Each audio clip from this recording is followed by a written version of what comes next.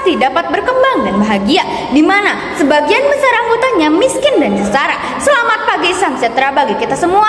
Dewan juri yang kami hormati, perkenalkan saya Fatia Zahra Alfami, perwakilan dari SMA Negeri 1 Garut, sebagai pembicara pertama yang akan menolak secara tegas dan lugas dalam mosi kali ini, yaitu Dewan ini mempercayai bahwa negara berkembang harus mengedepankan ekonomi kreatif dibandingkan ekonomi tradisional.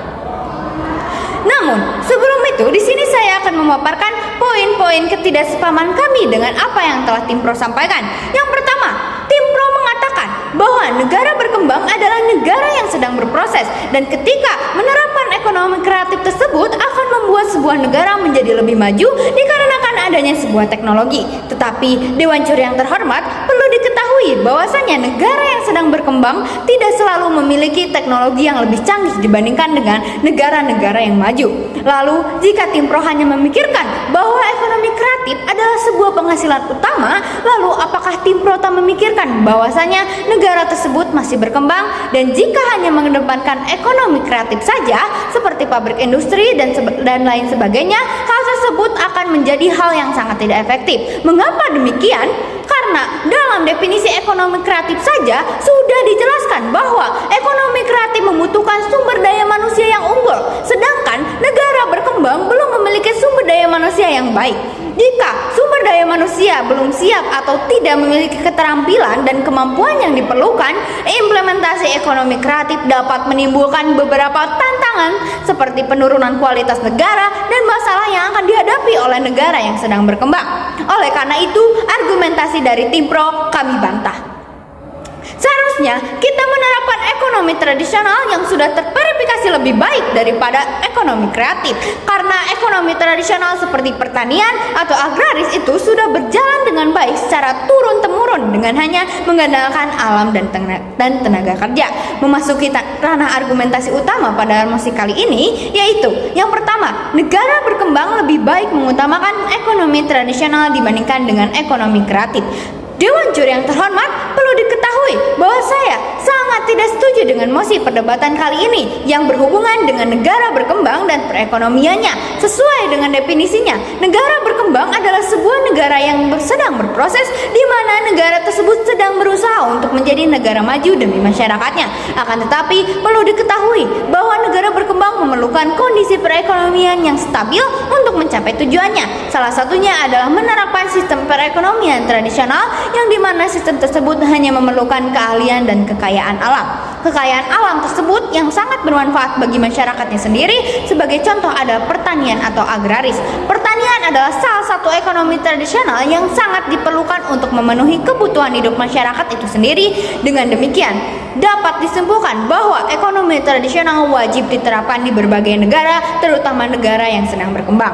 Ketika Tim Pro menyampaikan argumentasi mengenai pentingnya ekonomi kreatif dibanding ekonomi tradisional, kemudian apakah Tim Pro tak memikirkan bahwasanya ketika negara berkembang mengabaikan ekonomi tradisional, maka masyarakat tersebut akan mengalami beberapa hal yang tidak diinginkan. Di antaranya yang pertama, mempengaruhi kestabilan ekonomi. Ekonomi tradisional seperti pertanian, perikanan, atau sektor informal seringkali menjadi sumber pendapatan utama bagi sebagian besar penduduk di negara berkembang. Pun negara mengabaikan sektor ini, akibatnya penurunan pendapatan, tingkat pengangguran yang tinggi, dan ketidakstabilan ekonomi secara keseluruhan.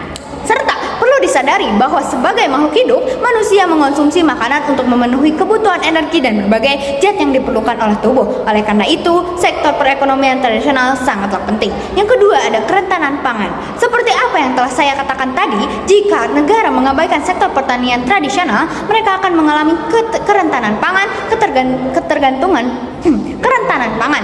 Ketergantungan pada impor pangan dan penurunan produksi lokal dapat menyebabkan kenaikan harga pangan dan ketidakstabilan pasokan makanan yang pada akhirnya dapat mempengaruhi ketahanan pangan negara tersebut. Lalu yang ketiga, ada pengabaian potensi ekonomi. Ekonomi tradisional seringkali memiliki potensi untuk dikembangkan dan ditingkatkan. Mengabaikan sektor-sektor ini dapat menyia-nyiakan peluang untuk mengoptimalkan sumber daya alam, keterampilan lokal, dan kearifan lokal dalam mencapai pembangunan ekonomi yang berkelanjutan. Dengan hal-hal tersebut, kita dapat mengetahui beberapa dampak buruk terhadap negara berkembang. Terlebih lagi, negara berkembang yang sedang berproses, maka dari itu kita sebagai masyarakat harus mengutamakan ekonomi tradisional. Meskipun tim Pro mengatakan bahwa hal tersebut akan membuat negara tidak akan maju begitu pesat, akan tetapi manakah yang lebih penting antara negara yang ingin berkembang dengan cepat tetapi kualitas buruk atau negara yang berkembang secara bertahap tetapi dengan kualitas yang baik?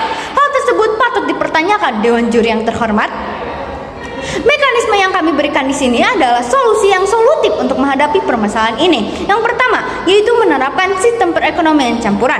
Dewan Juri yang terhormat, setelah mendengar permasalahan mengenai negara berkembang yang harus mengedepankan ekonomi kreatif dibanding ekonomi tradisional, oleh karena itu saya memiliki sebuah solusi yang solutif dan akan mengurangi masalah yang telah dihadapinya, yaitu negara yang berkembang harus memiliki dua perekonomian secara tidak langsung, yaitu perekonomian kreatif dan perekonomian tradisional. Karena kita sebagai masyarakat yang hidup seiring bergantinya zaman dalam perekonomian, sosial maupun lingkungan, alangkah baiknya jika kita menyatukan ekonomi tradisional dan ekonomi kreatif di dalam sebuah negara yang berkembang. Mengapa demikian? Karena banyak sekali negara yang menerapkan sistem tersebut dan sekarang mereka adalah negara yang maju seperti di Asia, Afrika, Amerika Latin, dan Timur Tengah. Brasil adalah ekonomi campuran yang didorong oleh peraturan negara dan permintaan pasar. Mereka bahkan menukar barang-barang tersebut dengan komoditas lain dengan tetangga mereka. Penting untuk diingat, Dewan Juri yang terhormat, bahwa ekonomi tradisional tetap berperan penting dalam keberlanjutan dan keberagaman ekonomi suatu negara. Pendekatan yang lebih bijaksana adalah menggabungkan perkembangan sektor yang lebih maju dengan perlindungan dan pemberdayaan sektor-sektor ekonomi tradisional yang berkelanjutan secara sosial, ekonomi, dan lingkungan. Manfaat dari solusi ini adalah dapat memberikan nilai tambah pada produk dan layanan tradisional, misalnya penggunaan desain inovatif dalam produksi, kerajinan tangan tradisional dapat meningkatkan daya tarik dan nilai jualnya. Hal ini dapat membantu meningkatkan pendapatan dan keberlanjutan sektor ekonomi tradisional. Saya, tim kontra yang sangat tidak setuju dengan mosi kali ini, dan saya bangga menjadi tim kontra. Sekian, terima kasih.